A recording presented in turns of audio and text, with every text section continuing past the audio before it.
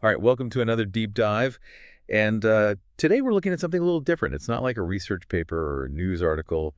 Um, Yeah, it's more like a personal story, right? yeah, exactly. Someone named Ariel shared some writing about, well, their journey learning English, like their personal I experience. thought it was really interesting. Not a teacher or anything, just, someone who went through it and wanted to share what they And I learned. think that's what makes it so cool, right? Yeah. Like, it's not some textbook. It's like a real person's story. And they actually use some really cool metaphors to explain it. Oh, yeah, the metaphors. I mean, they talked about climbing mountains, Yeah, planting I remember trees. that. Even like learning to swim. It's not just about, you know, memorizing grammar rules. Right. It's about that whole experience, like Yeah. the ups and downs, the Yeah.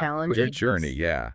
Like I was thinking about it, and it's kind of like when you first learn to ride a bike. You're going to fall a few times, but And you get that feeling of freedom. exactly. You get it. You get that feeling of accomplishment. And that's kind of what Ariel's getting at, I think. Like embracing the whole process. Yeah, the mistakes, the struggles, all of it. They actually talk about how in their first English conversation, their hands were shaking. Oh, wow. Like they were so nervous. I can imagine. I remember giving my first presentation in college. Heart was racing, felt like I was going to pass out. But you did it right. You got through it. Yeah, and once I started, it wasn't as bad as I thought it would be. See, that's like a perfect example of what psychologists call a growth mindset. Growth mindset. Yeah, it's basically the idea that, instead of seeing challenges as setbacks, you see them as opportunities to learn and get better. So it's like instead of beating yourself up for making mistakes, you use them as stepping stones. Exactly. I like that. But okay, let's get practical for a sec. Like, what did Ariel actually do to improve their English? Was it all textbooks and stuff? Not really. They talk a lot about what they call everyday English immersion. Okay, so what does that even mean? Like, what did they actually do? Well, think of it like this. Instead of just studying English for an hour a day, you're like surrounding yourself with it all the time. Oh, interesting. Like Ariel mentions talking to themselves in English. Wait, seriously? Like in the mirror, talking to themselves? Yeah, like practicing out loud, even if it feels silly at first. Okay. Mm. I mean, sometimes I do that before a big meeting, to kind of psych myself up. But in English, that's wild. But it actually works. Like when you speak out loud, your brain is like training itself to form the sounds of the language. So you're basically creating like your own little English bubble. Exactly. And research actually shows that immersion is like one of the best ways to learn a language. Hmm. Think about how kids learn, right? They're constantly hearing it, absorbing it all the time. Makes sense. So instead of just memorizing grammar rules from a book, Yeah. you're like naturally picking it up. Yeah, by hearing it, using it, making it part of your life. And what's cool is Ariel really emphasizes that English is about connection, like connecting with other people. Yeah, I was going to say, what's the point of learning a language if you can't actually use it to talk to people? Exactly. It's not just about getting a job or passing a test. It's about like sharing your thoughts and feelings. So did Ariel actually like go out there and use their English to talk to people? Oh. So did Ariel actually like go out there and use their English to talk to people? Oh, yeah, totally. They actually tell this really cool story about talking to a tourist. Oh, wow. Like a stranger. Yeah. And they were like super nervous at first, obviously. I bet. But it ended up being like this really amazing experience. They were able to, connect with someone from a different culture and like Yeah. share a bit about themselves and just feel that sense of pride that comes with, actually using the language. I get that. I remember when I was traveling in Italy and I only knew a little bit of Italian, just a few phrases really. Right. But even that, like just being able to say a few things, it made the whole trip so much more, More real. yeah, real. And I felt more connected to the place and the people. That's awesome. And, speaking of connection, Ariel talks a lot about the importance of community and their learning journey. Like they weren't just doing this all alone. Makes sense. It's always easier to learn something new when you have people to support you. Right. Like they specifically mention practicing with friends, learning from each other's mistakes. Yeah, I was going to say, I'm sure there were plenty of mistakes along the way. Oh, yeah. But that's the point, right? Like you learn from them. And they also talk about finding a language partner. A language partner. Yeah, someone to like have regular conversations with just to get that practice in. It's all about, creating that safe space where you can experiment, Yeah, make mistakes, and not feel judged. I like that. Like it takes the pressure off, because you're not in it alone. Totally. It's like those study groups we used to have in college. Everyone's kind of struggling together. Oh, yeah, totally. Misery loves company. Like, Well, not misery, but like, yeah, you know what I mean. it's more like that shared experience. It helps. It really does. Definitely. But I'm sure, even with a good support system, there were times when things got tough for Ariel, right? Oh, for sure. They're really honest about that. Like, they talk about feeling frustrated sometimes, Mm. hitting those plateaus where it's like, you're just not making progress. Totally. It's like running a marathon.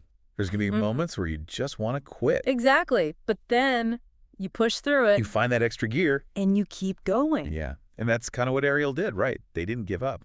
No, they kept going. And one of the things they talk about is like breaking down that big goal of learning English into smaller, more manageable chunks. Yeah, that makes sense. Yeah. So instead of feeling overwhelmed by like the whole thing, Right. you just focus on one little step at a time. Exactly. Like mastering a few new words each day. Right. Or, practicing a specific grammar point. Just little things that you can actually accomplish. And you celebrate those small victories, Yeah. right? Like you don't have to wait until you're fluent to feel good about your progress. Exactly. They talk about like the joy of understanding a movie without subtitles for the first time. Oh, I bet that felt amazing. Or, successfully ordering food in English or having a conversation with a native speaker and realizing how far you've come. Those are all like huge milestones worth celebrating. Totally. It's like giving yourself little rewards along the way to stay motivated. What else did Ariel do to like stay on track? Well, they mentioned this interesting thing, journaling in English. Journaling, like every day. Yeah, like just taking a few minutes to write down their thoughts and feelings. Interesting. So it's not just about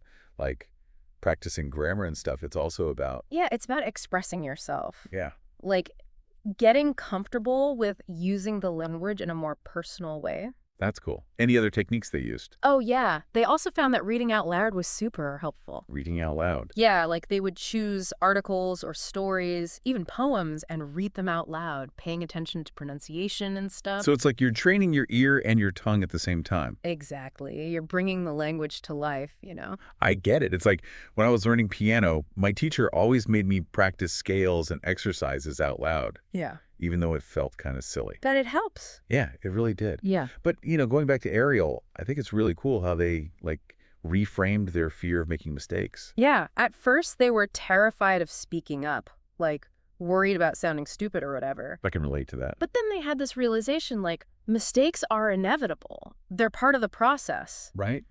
And actually, they're valuable because they show you where you need to improve. So it's like turning a negative into a positive. Exactly. And they actually give an example of, like, a time when they were talking to a native speaker Oh, yeah. and they used the wrong tense for a verb. Uh-oh. But instead of freaking out, they just apologized, asked for clarification, and made a mental note of the correct way to say it. That's a good approach. Like, just own it, learn from it, and move on. Right. And you know what? They talk about how most people were actually really understanding and helpful. Oh, that's nice. Yeah. They were surprised by how patient and encouraging native speakers were. Makes you feel better about making mistakes, Right. knowing that people aren't going to judge you for it. Totally. And that kind of positive reinforcement, it really helps to boost your confidence and keep you motivated. So it sounds like having a supportive environment is key, both with your friends and with, like, the wider community of English speakers. For sure. It's about finding those people who are patient and encouraging and willing to celebrate your progress no matter how small. And those people can be anywhere, right? Oh, absolutely. Like a friendly language partner, Yeah. a patient tutor, even just a kind stranger who helps you with directions. It's about being open to those moments of connection and like realizing how much they can help you on your journey.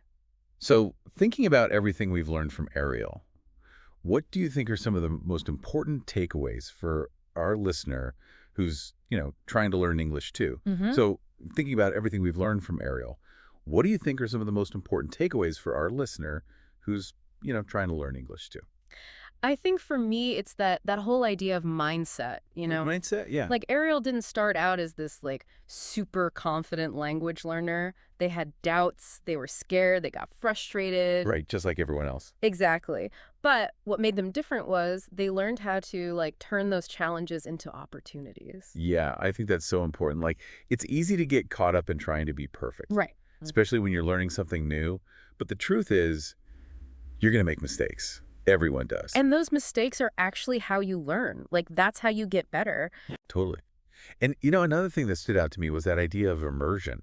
Like, Ariel didn't just, study from textbooks, they really made English a part of their life. Oh, yeah, they were talking to themselves, watching movies, listening to music. Like, you got to jump in the pool if you want to learn how to swim. Exactly. You can't just read about it. You got to actually do it. And I also loved how Ariel talked about the joy of connection, like how language is really about, building bridges with other people. It's not just about grammar rules. It's about, like, sharing your story, connecting with different cultures. Exactly. So as we wrap up our deep dive into Ariel's journey, is there like one final thought you want to leave our listener with? Something to like inspire them to keep going on their own English adventure? I would say, remember that metaphor Ariel used about planting a tree? Like, growing something takes time. It takes patience. Yeah, definitely patience.